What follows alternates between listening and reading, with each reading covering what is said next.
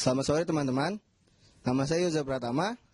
Pada kesempatan kali ini saya akan mempresentasikan hasil bisnis proposal saya yang bernama Artist Diary. Berikut eksekutif summary-nya. Artist Diary adalah aplikasi mobile yang digunakan untuk mendekatkan antara fans dan artis idolanya. Yang seperti kita tahu, dewasa ini industri hiburan sangatlah berkembang pesat, dan seiring berkembang pesatnya hiburan tersebut, banyak fans yang ingin tahu mengenai idolanya. Dengan melihat dari peluang itu, saya ingin membuat suatu aplikasi yang bisa memprovide hal tersebut. Dari artis ingin bekerjasama dengan label-label musik terkenal. Tujuannya adalah untuk mendekatkan artis dengan fans, tapi tidak hanya itu, juga memasarkan artis tersebut supaya meningkatkan popularitasnya dengan cara berbagai macam, seperti mengadakan kuis, games, dan lomba-lomba menggunakan apps tersebut yang bisa berhadiah voucher, merchandise, album, dan lain-lainnya. Berikut adalah objektif dari aplikasi ini. Yang pertama adalah mendekatkan, yang sudah saya bilang tadi, mendekatkan fans dan idolanya. Lalu sebagai tempat promosi dari artis tersebut, seperti misalnya dia mempunyai lagu baru, musik video baru, dan merchandise baru, dan juga memberikan informasi terkini dengan update-update berita yang terbaru. Lalu juga di aplikasi ini juga meningkatkan penjualan lagunya dengan secara online. Berikut adalah mission dari aplikasi ini. Ya, misinya adalah seiring dengan bertumbuhnya industri hiburan, mereka bertumbuh juga fans-fans di luar sana. Nah, misinya adalah memprovide untuk fans lebih tahu tentang artis tersebut. Adapun risiko yang dihadapi oleh aplikasi ini adalah yang pertama, sedikitnya pembelian lagu. Seperti yang kita tahu, budaya bangsa Indonesia yaitu yang lebih memilih pembelian CD bajakan ketimbang membeli lagu secara legal. Lalu yang kedua adalah sedikitnya yang berminat untuk mendownload dan menggunakan aplikasi ini. Dan yang ketiga adalah security. Security menjadi masalah utama yang bakal dihadapi oleh aplikasi ini, karena yang seperti yang kita tahu, penjualan lagu online rentan dengan pembajakan yang bisa mengurangi pendapatan dan penjualan lagu. Berikut adalah lanjutan presentasi bisnis proposal Artist Diary. Business description Artist Diary. Company summary. Perusahaan Dugong Indah adalah sebuah perusahaan yang bergerak di bidang jasa pembuatan aplikasi mobile yang berdiri sejak 2014. CEO dari perusahaan Dugong Indah adalah Haji Mamat. Pada mulanya dibuat perusahaan, visi dari perusahaan ini adalah memudahkan semua pengusaha di Indonesia memasarkan produknya dengan menggunakan aplikasi mobile, yang mana kita ketahui hampir semua orang Indonesia menggunakan smartphone. Berikut adalah startup summary-nya. Startup cost meliputi hal-hal apa saja yang dibutuhkan dalam proses pembuatan aplikasi Artist Diary, dan berikut adalah listnya. Untuk event, iklan, dan di TV, radio, dan majalah membutuhkan dana sekitar 37.500.000, sedangkan license Play Store dan App Store membutuhkan dana sekitar 1.500.000. Hardware seperti laptop dan lain-lain sebesar 13 juta, supporting software seperti Visual Studio, Xamarin, dan lain-lain sebesar 10 juta, UI designer yang di outsource sebesar 5 juta, manpower development awal sebesar 4.400.000 rupiah, cloud server Azure sebesar 15 juta, sewa gedung sebesar 8 juta, listrik wifi dan air 1.500.000, manpower manager 65 juta, meja kursi dan alat tulis kantor sebesar 3 juta, dengan total adalah 150.042.000. Berikut industri overview-nya.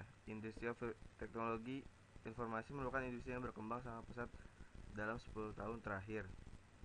Bisa dilihat di sini faktanya, pengguna smartphone di Indonesia sebesar 47 juta dan di peringkat 6 di dunia ini sebagai pengguna smartphone terbanyak. Dan jumlah pengguna kartu kredit card di Indonesia adalah 15,2 juta pada April 2014 berdasarkan catatan dari Bank Indonesia. Produk dan service. Dari Artis adalah aplikasi mobile yang berguna sebagai tool untuk mendekatkan antara fans dan artis idolanya. Jadi aplikasi ini merupakan foto-foto eksklusif, event, update terbaru dari sosial media mereka, menjual merchandise, brand yang dipakai. Target pengguna dari aplikasi ini adalah para fans dari artis idola, semua orang yang menggunakan smartphone. Seperti yang kita ketahui, Artis tidak digandrungi anak muda saja tapi semua kalangan. Feature dari artis. Yang pertama adalah all-in-one promotion, foto, lagu, musik, dan video. Aplikasi ini akan mengintegrasikan promosi lagu, foto, dan musik video dalam satu wadah. Dalam hal ini kami mengambil feed dari YouTube, SoundCloud, Twitter, dan Instagram. Live notification for update event dan streaming. Fans dapat langsung mengetahui update terbaru dari sosial media artis, event terbaru, dan meningkatkan user tentang event dari artis favorit mereka baik secara live, streaming, atau on place. Yang ketiga adalah music sales. Artis dapat menjual lagu di dalam aplikasi ini. Fans dan user dapat membeli lagu, mendownload lagu dari artis favorit mereka dengan berbagai macam metode pembayaran seperti pembayaran lewat pulsa, debit card, dan credit card. Dan yang keempat adalah quiz and game. Fitur ini akan membuat awareness dari artis semakin besar dan merupakan pertanyaan seputar artis idola mereka. Berikutnya adalah market analysis plan. Kami melihat adanya sebuah peluang dari aplikasi ini yang akan kami buat karena sekarang ini pengguna smartphone dan industri dunia showbiz sedang berkembang dengan pesatnya. Market segmentation. Target market dari aplikasi ini adalah artis-artis ternama Indonesia, artis yang memiliki fanbase terbesar, label-label ternama seperti Sony, Universal, Musika, dan lain-lain. Target market end user dari aplikasi ini adalah anak-anak muda dengan kisaran umur 12-21 tahun, follower sosial media artis favorit mereka, gender laki-laki dan perempuan, pengguna smartphone Android maupun iPhone, target geografik Indonesia. Market size and trends. Sebagian besar target market kita adalah kalangan menengah ke bawah dan juga anak-anak muda yang kemungkinan belum bekerja dan tidak berpenghasilan, belum tentu memiliki kartu kredit. Jadi kami pun menyediakan metode pembayaran yang lebih mudah, yaitu membayar lewat pulsa khusus pemilihan konten digital. Tetapi kita juga tidak akan menutup atau meniadakan metode pembayaran yang melalui kartu kredit dan debit card. Competition. Bagian besar artis internasional dan beberapa artis Indonesia sudah memiliki official website mereka sendiri, di mana artis bisa menjual merchandise mereka, melihat jadwal tour, mengetahui kegiatan dari artis. Seperti contohnya ini, Ariana Grande. Dia sudah memiliki official website sendiri. Tapi untuk saat ini belum ada aplikasi mobile yang memiliki fitur seperti ini, update terbaru, menjual lagu dan merchandise dalam satu aplikasi. Dan fitur unik yang kami tawarkan adalah fasilitas live streaming dan chat membuat artis dan fans semakin mendekat. Marketing strategi. Promotion strategi yang akan kami pakai adalah strategi promosi melalui mendapatkan downloader dari follower dan fans artis tersebut. Artis akan mempromosikan aplikasi ini melalui berbagai media sosial. Karena artis pada umumnya sudah memiliki follower sosial media yang cukup besar. Sebagai contoh, satu artis memiliki followers di sosial media mereka sebanyak 200.000 orang. Ketika artis mempromosikan aplikasi tersebut melalui sosial media mereka, maka 200.000 followers mereka akan melihat dan akan mendownload aplikasi ini tersebut di smartphone mereka. Selain dari artisnya, kita juga mempromosikan melalui media elektronik seperti televisi, radio, dan lain-lain. Budget setahun untuk promosi iklan sebesar 150 juta untuk 4 tahun. Pricing strategy. Artis Diary di awal akan melakukan promosi di sosial media melalui artis, dan kami juga melalui media elektronik yang bertujuan untuk mengumumkan sebanyak-banyaknya user Artis Diary. Nanti bila sudah banyak user, kita bisa mencoba mendapatkan profit dari iklan yang dipasang di aplikasi ini, yang bisa dari band yang mengendorse artis tersebut atau merek-merek lainnya. Metode pricing yang kita pakai adalah cost first, selling next. Untuk pricing iklan, kita akan menggunakan pay per month untuk setiap iklan dengan harga 20 juta satu bulannya, di mana pendapatan akan dibagi 50-50, jadi yang kita dapat sebesar 10 juta. Sales forecast. Berikut adalah sales forecast dari aplikasi ini. Sales forecast Artis Diary pesimis. Bisa kita lihat di tahun 2012 license atau pengguna atau artis yang ingin dibuat aplikasinya sebesar 5 orang dan annual maintenance 10%. iklan per bulannya 10, dan additional new feature tidak ada.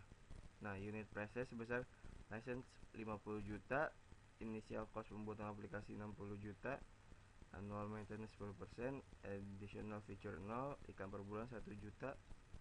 Jadi salesnya sebesar license 250 juta, initial cost 300 juta, annual maintenance 25 juta, additional new feature tidak ada, dan iklan per bulan 5 juta. Jadi total dalam tahun 2014 atau tahun pertama 635 juta. Lalu pada tahun kedua kita juga mentargetkan 5 artis untuk menggunakan aplikasi ini, dimana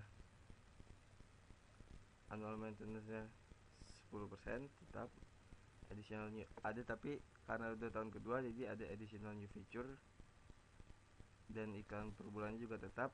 Jadi unit price sebesar license 50 juta, initial cost pembuatan aplikasi karena sudah di awal jadi tidak ada, annual maintenance 10%, additional new feature 10 juta, iklan per bulan 1 juta, dan salesnya jadi license 250 juta, annual maintenance 25 juta, additional new feature 10 juta, iklan per bulan 55 juta, jadi totalnya 290 juta.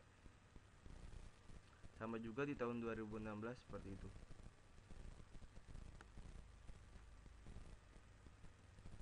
Berikut adalah sales forecast artis dari Moderat, yang dimana kita targetkan mendapatkan 10 artis untuk menggunakan aplikasi ini.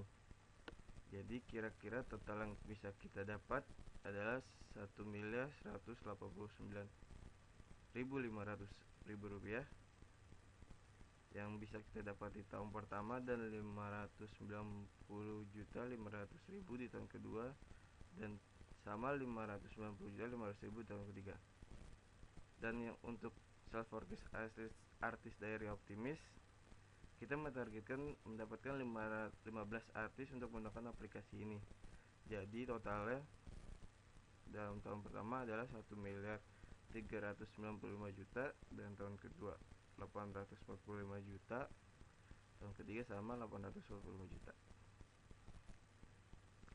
Manajemen summary. Perusahaan Dugong Indah ini dimiliki dan dijalankan oleh Haji Muhammad. Perusahaan Dugong Indah membutuhkan simple organization structure. Jadi tidak perlu membutuhkan banyak pegawai. Personal plan. Perusahaan Dugong Indah mempunyai 6 orang pekerja permanen, yaitu 1 UI designer. Kita meng-outsource untuk project ini saja. 3 developer, yang dimana pada proses awal developer akan menggunakan ketiganya, dan setelah selesai akan dibagi tugas, di mana 2 orang bertugas development tahunan dan 1 orang bertugas untuk maintenance, dan 2 supporting man, di mana 1 orang bertugas sebagai teknisi dan 1 orang sebagai office boy. Berikut paparan gaji para staff selama 3 tahun. Di tahun pertama, owner atau selaku manajer yaitu Haji Muhammad, gajinya sebesar 65 juta dalam 1 tahun, dan developer 1 mendapatkan 28.600.000 sama dengan sisa developer lainnya. UI designer karena kita outsource dalamannya project ini, jadi hanya dibayar pada tahun pertama yaitu sebesar 5 juta. Supporting man mendapatkan gaji sebesar 28.600.000. Jadi total sebesar 213 juta. Di tahun kedua, karena adanya inflasi gaji sebesar 10%, totalnya naik menjadi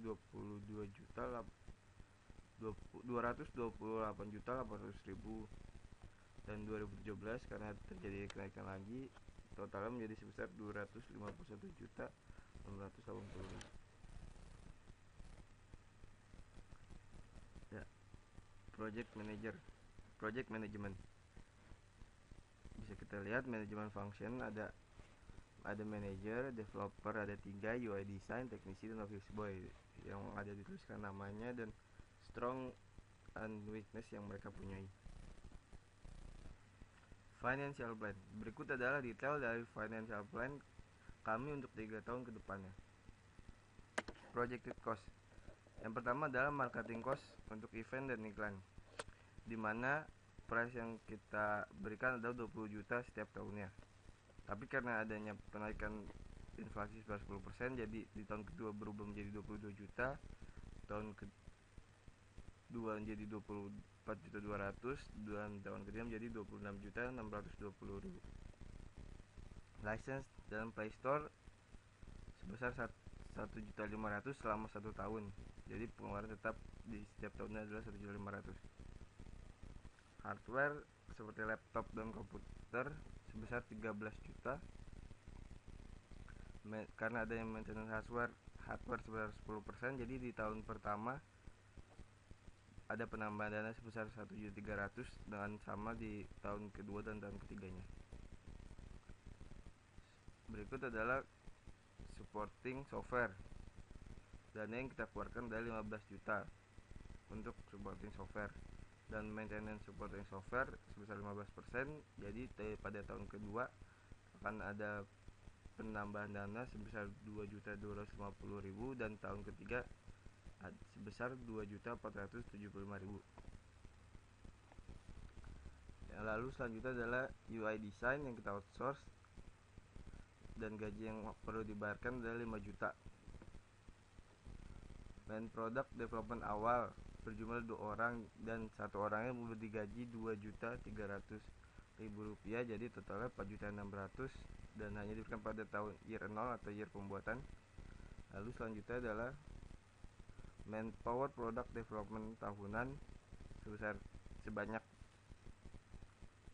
2 orang dalam waktu 1 tahun, dan gajinya sebesar 59.800.000 sama di pada tahun pertama, dan ada kenaikan 10% di tahun kedua menjadi 65.780.000, dan tahun ketiga menjadi 72.358.000. Manpower team maintenance sebanyak 1 orang, dan gajinya selama setahun sebesar 29.900.000 rupiah sama pada tahun pertama, dan di tahun kedua adanya inflasi 10% berubah jadi 32.890.000, dan di tahun ketiga berubah menjadi 36.179.000.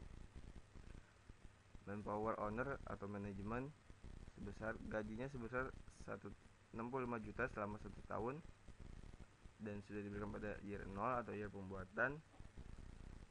Lalu di tahun pertama sebesar 71.500.000 karena kenaikan inflasi 10%. Di tahun kedua menjadi 78.950.000, dan di tahun ketiga menjadi 86.525.000. Lalu ada manpower supporting division, dan sebanyak 2 orang yang gajinya sebesar 2.300.000, yang selama setahun menjadi 59.800.000 sama pada tahun pertama.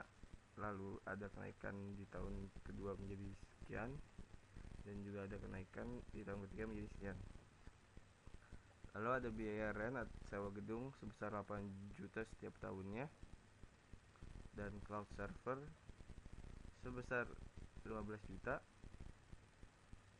per tahunnya, dan utilities seperti listrik, wifi, dan alat kantor sebesar 4.500.000 setiap tahunnya, dan terjadi kenaikan harga sebesar 10% setiap tahunnya.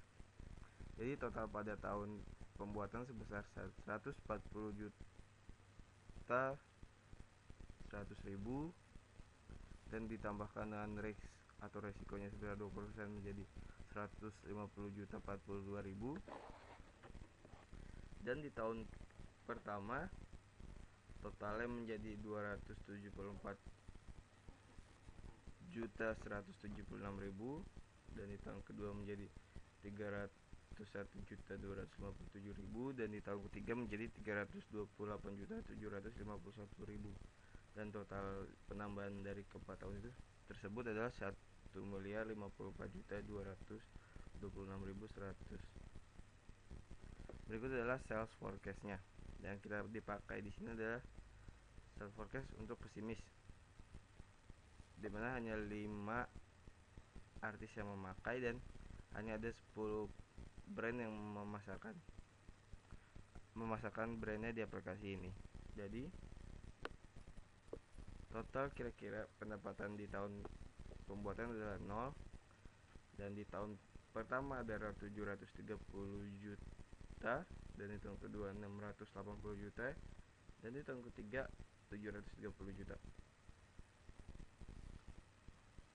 Dan total yang didapat adalah 2 miliar 140 juta. Gross marginnya bisa kita lihat sendiri. Pada tahun pertama minus 150 juta 42 ribu, di tahun kedua ada 455 juta 824 ribu, di tahun kedua 378 juta 743 ribu, dan di tahun ketiga 401 juta 248 900.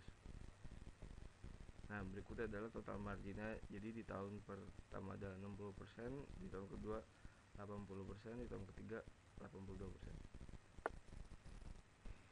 Berikut adalah startup funding dari Artis Diary. Modal awal untuk memulai bisnis ini adalah sekitar 150 juta 42 ribu.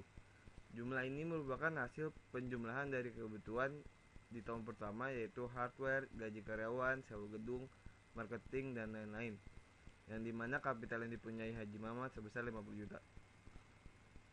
Total funding required sebesar 150 juta 42 ribu.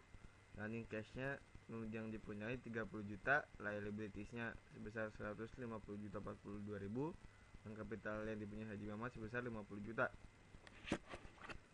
Lalu selanjutnya adalah ada profit and loss statement. Haji Mamat sebagai manajer mendapatkan gaji total sebesar 65 juta di tahun pertama, dan 71 juta 500 di tahun kedua, dan 78 juta 650 ribu pada tahun ketiga. Dan gaji untuk karyawan sebesar 2 juta 300 per bulannya. Rent expenses. Haji Mamat menyewa kantor di daerah WTC Mangga 2 di salah satu ruko yang berharga 8 juta per tahunnya. Utilities expenses. Pengeluaran lainnya yang harus dibayar oleh Haji Mamat adalah wifi, air, listrik, dan tagihan telepon, dan lain-lain. Marketing expenses. Biaya yang dialokasikan untuk marketing sebesar 20 juta per tahunnya. Nah, berikut adalah profit and loss statement-nya. Jadi kita bisa lihat salesnya pada tahun pertama sebesar 655 juta, di tahun kedua 660 juta, di tahun ketiga 665 juta. Dan direct cost of sale sebesar tahun pertama 26 juta 100 ribu, dan sama di tahun kedua dan ketiga. Gross marginnya jadi sebesar 628 juta 900 ribu, dan pada tahun kedua 633 juta 900 ribu, dan tahun ketiga sebesar 638 juta 900 ribu.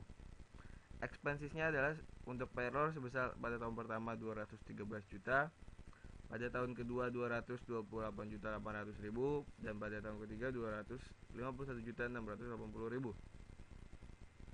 Total biaya yang dikeluarkan untuk sewa sebesar 8 juta dan sama setiap tahunnya. Marketing pada tahun pertama menjadi 37 juta 500 ribu, dan tahun kedua menjadi 41 juta 250 ribu. Pada tahun ketiga sebesar 45 juta 375 ribu. Utilitiesnya sebesar 12 juta 500, dan tahun kedua menjadi 13 juta 750, dan tahun ketiga menjadi 15 juta 125 ribu. Jadi total operating expenses-nya sebesar 271 juta pada tahun pertama, dan tahun kedua 290 juta 800 ribu, dan tahun ketiga sebesar 320 juta 180 ribu. Jadi profit before tax-nya yang didapat adalah sebesar pada tahun pertama 350 juta 900 ribu, tahun kedua 340 juta 100 ribu, dan tahun ketiga menjadi 318 juta 720 ribu. Dan setelah dikurangi oleh tax, net profit yang didapat sebesar 343 juta 584 ribu, di tahun kedua menjadi 328 juta 416 ribu, dan di tahun ketiga menjadi 305 juta 971 200. Nah, berikut adalah cash flow statementnya.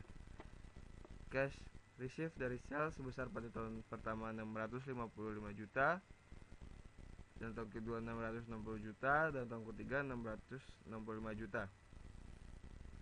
Capital investmentnya pada tahun pertama 50 juta, dan long term fundingnya pada tahun pertama 150 juta 42 ribu. Jadi subtotal cash receipt-nya sebesar pada tahun pertama 855.042.000 dan tahun kedua 660 juta dan tahun ketiga 665 juta. Expenditure from operational pada tahun pertama 271 juta dan pada tahun kedua 291.800.000. Tahun ketiga sebesar 320.180.000. Additional cash spend dari long term liabilities pada tahun pertama 50 juta, tahun kedua 50 juta dan tahun ketiga 50 juta 42.000. Jadi subtotal cash spend-nya adalah hasil dari penambahan expenditure from operational dan long term liabilities. Jadi totalnya pada tahun pertama 321 juta, tahun kedua 341.800.000, di tahun ketiga 370.220.000. Jadi net cash flow-nya pada tahun pertama sebesar 534.042.000 dan di tahun kedua 318.200.000 dan di tahun ketiga sebesar 294.778.000. Balance sheet ya. Aset cash yang dipunyai pada tahun pertama sebesar 534.042.000 yang didapat dari net cash flow, dan di tahun kedua bisa kita lihat sendiri sebesar 318.200.000 dan di tahun ketiga sebesar sekian. Long term liabilities-nya pada tahun pertama 150.042.000, tahun kedua 135.037.800 dan pada tahun ketiga berubah menjadi 121.534.20. Net asetnya menjadi 384 juta pada tahun pertama dan tahun kedua menjadi 183.162.200 dan tahun ketiga menjadi 173.243.980. Shareholder equity paid in capital sebesar 50 juta pada setiap tahunnya. Jadi return earning-nya menjadi hasil pengurangan dari net asset dan shareholder equity paid in capital menjadi 334 juta pada tahun pertama dan tahun kedua menjadi 133.162.200 dan di tahun ketiga menjadi 123.243.980 dan net worth-nya menjadi pada tahun pertama 384 juta, di tahun kedua 183.162.200 dan di tahun ketiga menjadi 173.243.980.